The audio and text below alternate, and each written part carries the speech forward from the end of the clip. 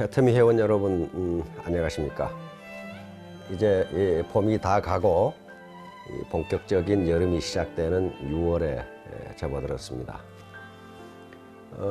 이제 6월이 되면 만물이 가장 왕성하게 성장하는 계절입니다. 만물과 더불어 애터미 회원 여러분의 사업도 이렇게 왕성하게 성장하기를 기대합니다. 지금까지 몇 번에 걸쳐서 자연법칙과 우리 애터미 사업의 관련에 대해서 말씀을 드렸는데요.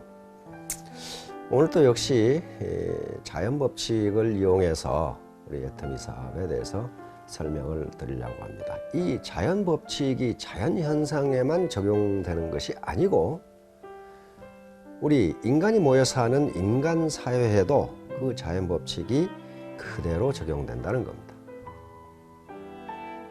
그래서 이 자연법칙은 곧 사회법칙이고 이것은 그 사회를 구성하는 모든 인간에게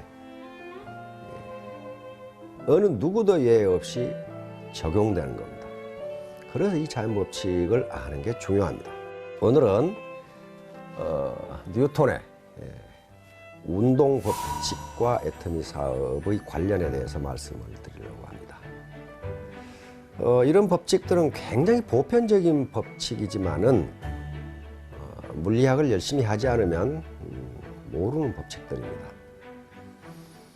그러니까 우리 애터미 사업자들의 수준은 물리학자의 수준인 겁니다. 자, 뉴턴 하면은 먼저 생각나는 게 사과가 떨어지는 걸 보고 만류 인력을 발견했다. 아마 이걸 기억하실 겁니다.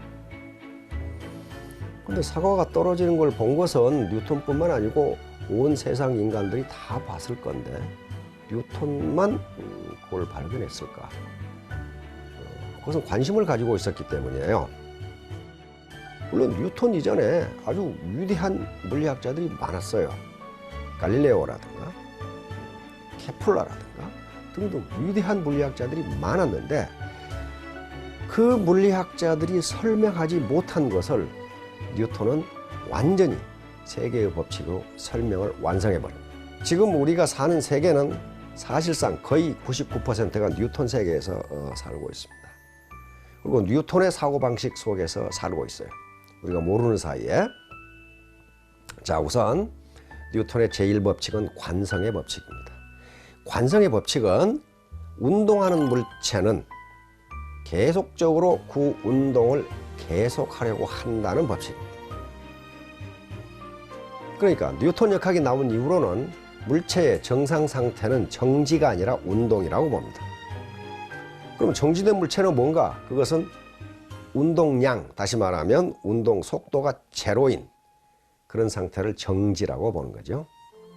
그러니까 운동하는 물체는 계속적으로 그 운동을 계속하려고 한다는 거예요. 그게 관성의 법칙입니다. 예를 들면 우리가 버스를 타고 갈 때 우리 몸은 버스와 같은 속도로 운동을 하고 있습니다. 이때 버스가 갑자기 급정거를 하게 되면 우리 몸이 어떻게 됩니까? 앞으로 쏠리게 되죠. 그것은 우리 몸은 지금 관성의 법칙에 따라서 계속적으로 앞으로 운동하고자 하는 힘을 가지고 있기 때문에 그래요. 이게 관성입니다. 이걸 애터미 사업에 적용하면 이런 시스템 참석도 열심히 하고 애터미 사업에 대한 공부도 열심히 하고 후원도 열심히 하고 강의도 열심히 하고 하는 사람은 그 관성이 붙어서 그걸 계속 열심히 한다는 거예요. 그렇게 되면 역시 소득 상승과 직급 상승도 빨라지죠. 그게 관성이에요. 그러나 이걸 한 번 안 하면 속도가 제로가 돼버리면 계속 하기 싫다는 거예요. 이게 관성의 법칙입니다. 두 번째는 가속도의 법칙입니다. 우리가 자동차를 스타트할 때 처음에는 슬슬 가다가 점점 악셀레이터를 밟으면 속도가 빨라지는데 그건 가속도가 붙기 때문입니다. 근데 그 가속도는 외부에서 가한 힘에 비례하고 그 다음에 그 물체의 질량에 반비례합니다. 다시 말하면 지금 골프채로 골프를 친다고 합시다. 이때 골프의 비거리, 이것은 골프를 정지 상태에서 운동하게 만드니까 힘이 가해져야 돼요. 비거리는 얼마나 세게 치느냐, 즉 골프공에 가해진 힘에 비례한다는 거예요. 어린아이가 치면은 멀리 못 나가고 힘이 센 사람이 치면은 멀리 나가게 돼요. 그 다음에 그 질량에 반비례합니다. 무거우면 나가질 않아요. 무거우면 나가질 않아요. 예를 들면 골프채로 골프공을 치면은 빠른 속도로 날아가지만 골프채로 자동차를 치면은 움직이지 않습니다. 그것은 질량이 무겁기 때문에 그래요.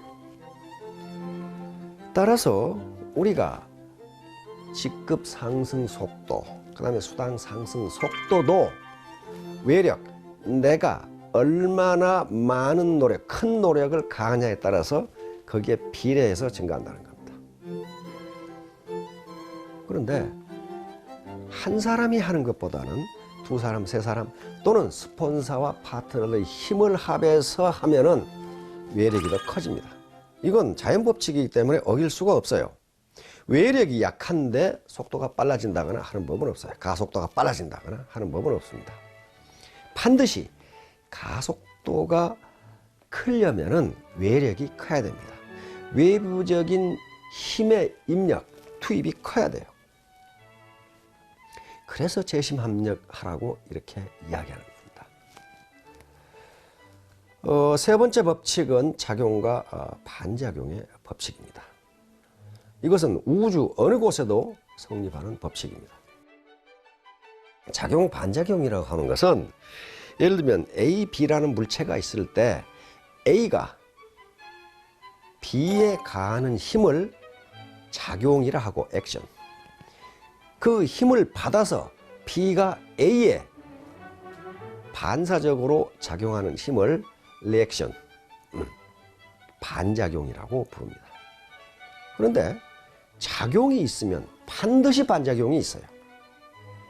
그리고 그 반작용의 크기는 작용의 힘과 같고 방향은 반대가 됩니다.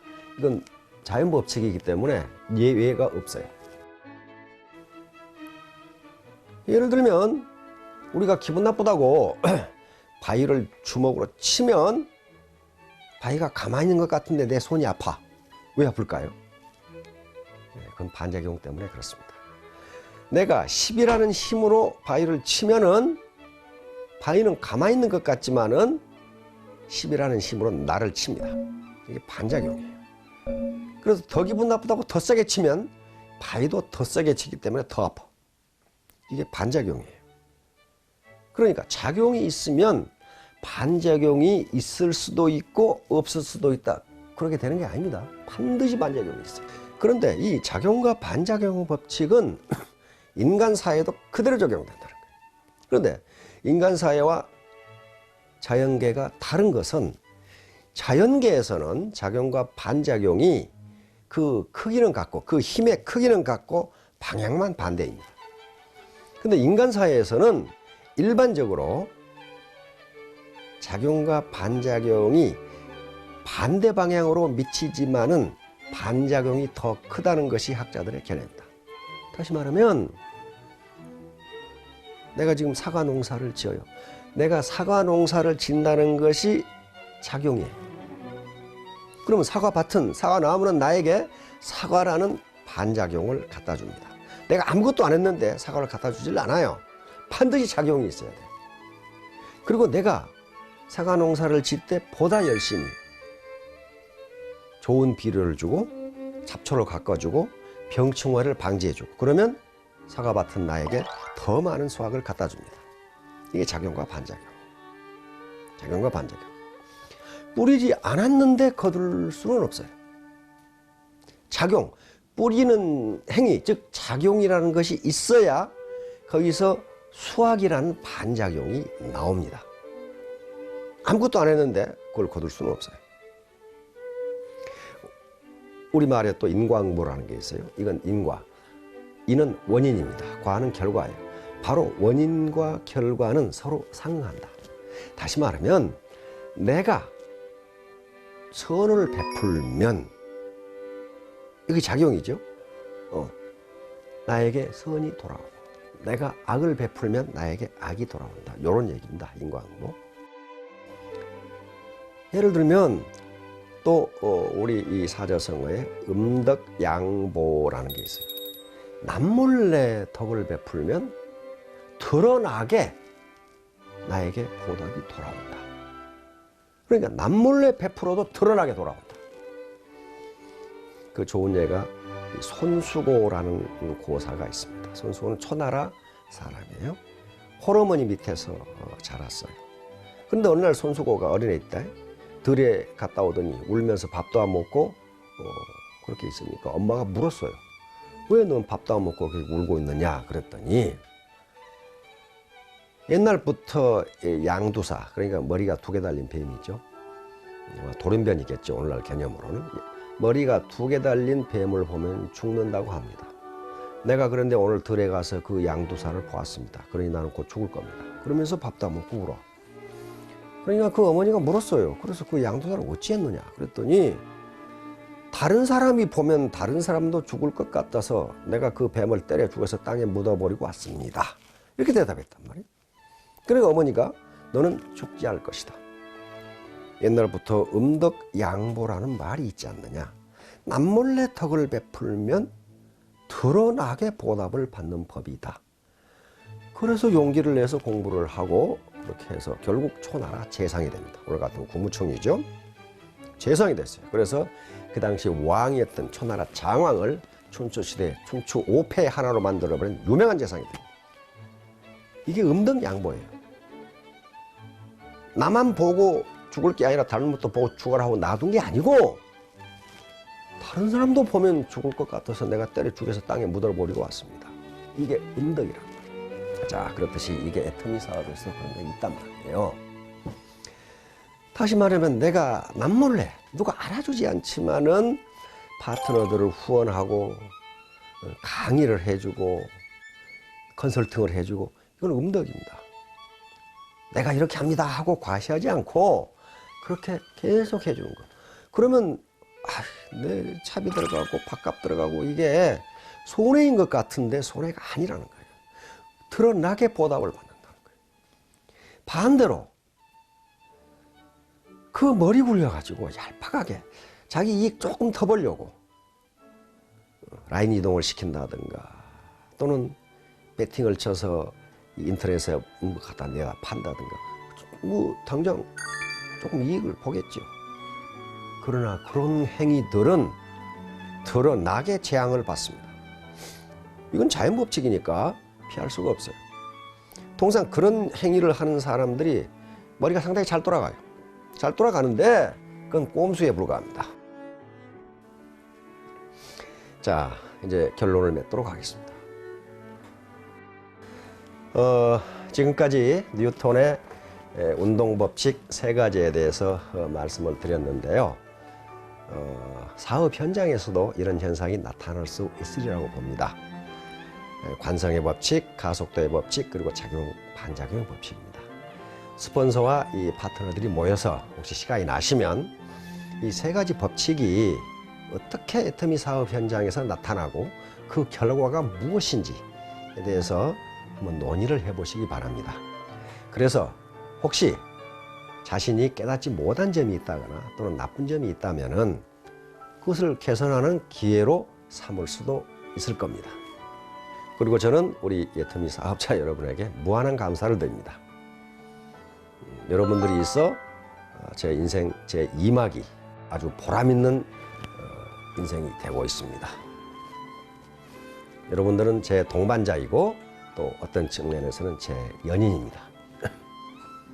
아주 잊을 수 없는 연인이에요. 그래서 제가 노래를 하나 불러드리겠습니다. 잊을 수 없는 연인 내 마음의 연인. 여러분들은 모두 내 인생 제 2막의 동반자이고 그리고 연인입니다. 어떤 연인? 잊을 수 없는 연인들입니다. 우리 모두 정의로운 방법으로 그리고 선한 방법으로 도덕적인 방법으로 돈도 벌고 직급도 올라가고 그렇게 되기를 기원합니다. 만물이 가장 왕성하게 생육하는 성장하는 이 6월에 제 연인인 우리 애터미 회원 여러분들의 사업도 가장 왕성하게 성장하는 그런 시기가 되기를 기원합니다. 감사합니다.